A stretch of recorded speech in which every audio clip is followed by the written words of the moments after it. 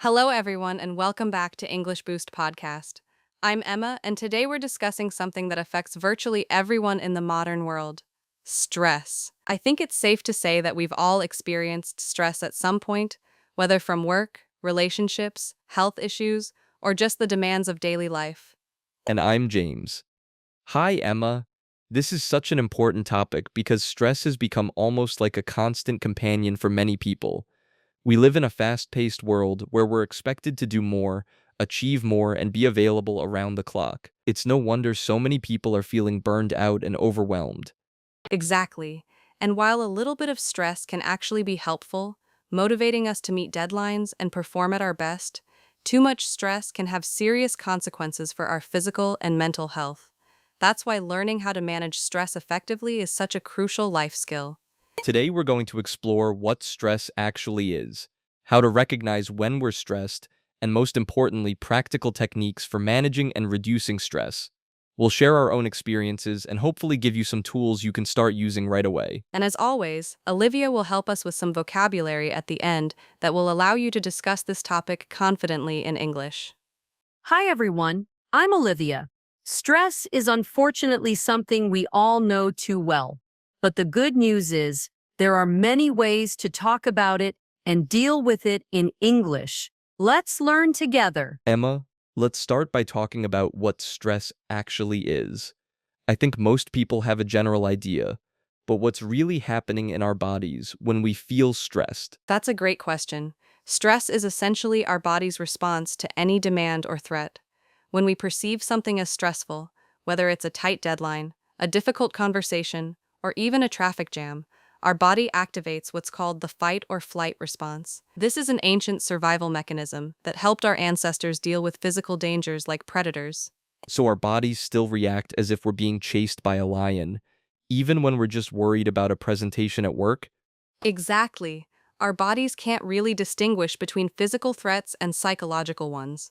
When we're stressed, our body releases hormones like adrenaline and cortisol, our heart rate increases, our muscles tense up, and our breathing becomes faster. These responses were designed to help us run away or fight, but they're not so helpful when we're sitting at a desk trying to finish a report. That explains why stress feels so physical. When I'm really stressed, I can feel my heart pounding and my shoulders getting tight. It's not just in my head. Absolutely not. Stress affects the whole body, which is why chronic stress can lead to so many health problems. Long-term stress has been linked to heart disease, high blood pressure, weakened immune system, digestive issues, and mental health problems like anxiety and depression. It's really important to take stress seriously and not just accept it as a normal part of life. What are the main causes of stress? I imagine it's different for everyone. You're right. Stress triggers vary from person to person. What stresses one person might not bother another at all. However, there are some common sources of stress. Work is probably the biggest one for many adults. This includes things like heavy workloads, difficult colleagues, job insecurity, and long hours. Financial worries are another major source of stress, especially with the rising cost of living. Relationships can be stressful too, can't they? Both having difficult relationships and lacking social connections. Definitely. Conflict with family members, romantic partners, or friends can be incredibly stressful, but interestingly, loneliness and social isolation are also significant stressors. Humans are social creatures, and we need meaningful connections to thrive. Major life changes, even positive ones like getting married or having a baby, can also cause stress because they require adaptation. Now let's talk about how to recognize when we're stressed. James, how do you know when you're feeling stressed? For me, the first sign is usually physical. I get tension headaches and my shoulders become incredibly tight, almost like they're up around my ears. I also have trouble sleeping. I'll lie in bed with my mind racing, thinking about everything I need to do.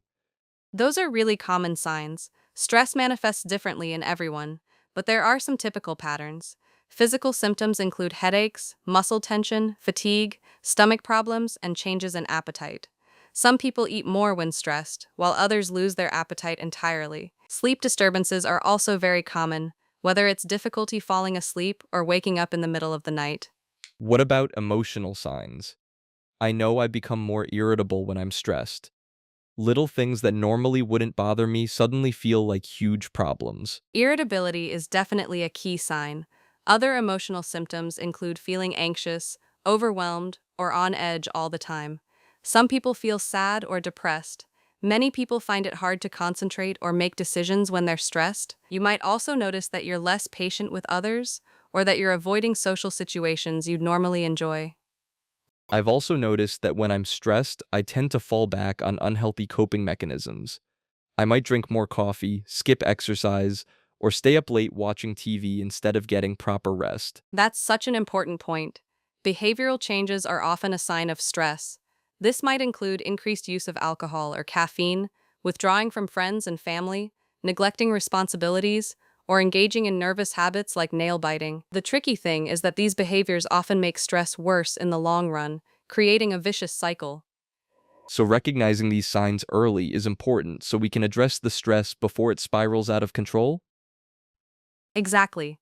Self-awareness is the first step in managing stress. If you can catch the early warning signs, you can take action before stress becomes overwhelming. It's much easier to deal with a little bit of stress than to recover from complete burnout. Now let's get to the most important part. What can we actually do to manage stress?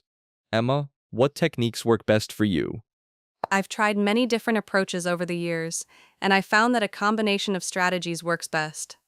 One of the most powerful techniques for me is regular exercise. When I'm feeling stressed, going for a run or taking a yoga class makes a huge difference. Exercise releases endorphins, which are natural mood boosters, and it helps burn off the excess adrenaline and cortisol that build up during stress. I completely agree about exercise. Even a short walk can help me clear my head when I'm feeling overwhelmed. What about breathing techniques? I've heard those can be really effective. Breathing exercises are fantastic because you can do them anywhere, anytime. When we're stressed, our breathing becomes shallow and rapid. By consciously slowing down and deepening our breath, we can activate the body's relaxation response. One technique I use is called 4-7-8 breathing. You breathe in for 4 counts, hold for 7 counts, and exhale for 8 counts. Just doing this a few times can significantly reduce stress. That sounds simple enough to try right now. What about longer-term strategies for managing stress? Planning and organization can really help if your stress comes from feeling overwhelmed by tasks. Making lists, prioritizing what's truly important, and breaking big projects into smaller steps can make everything feel more manageable. Learning to say no is also crucial. Many people get stressed because they take on too much and don't set healthy boundaries. I struggle with saying no. I always feel guilty when I turn down requests, even when I'm already overloaded. That's so common, but it's important to remember that saying no to one thing means saying yes to something else, like your own well-being or the commitments you've already made. Another strategy is to build relaxation into your daily routine. This might be reading, listening to music, taking a bath, spending time in nature, or practicing meditation. The key is to make it a regular habit, not just something you do when you're already stressed. Social support is important too, isn't it? Talking to friends or family about what's stressing you? Absolutely. Talking about your problems can help you process them and gain perspective. Sometimes just voicing your worries makes them feel smaller, and practical support from others can reduce your workload. Don't be afraid to ask for help when you need it. Finally, if stress is seriously affecting your life, don't hesitate to seek professional help. A therapist or counselor can provide personalized strategies and support. That's really important advice. There's no shame in getting professional help. Sometimes we need an expert to guide us through difficult times. What a helpful conversation about stress. Now let me explain some key vocabulary from today's episode. First, we have stress.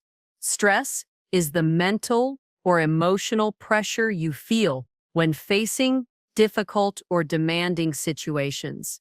We can say, I'm under a lot of stress at work, or moving house is very stressful. The adjective form is stressful. And we can also say someone is stressed or stressed out. Next is anxiety.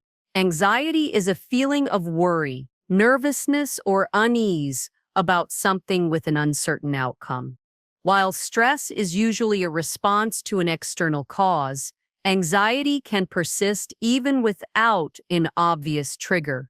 We say, I feel anxious about the interview, or she suffers from anxiety.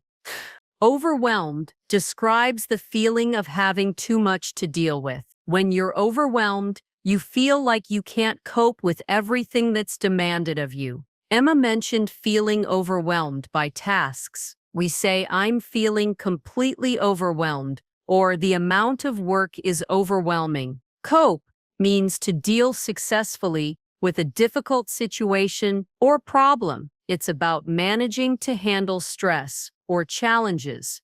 We say, how do you cope with stress? Or, I'm finding it hard to cope at the moment. Coping strategies are the methods we use to manage difficult situations. Relax means to become less tense, anxious, or worried.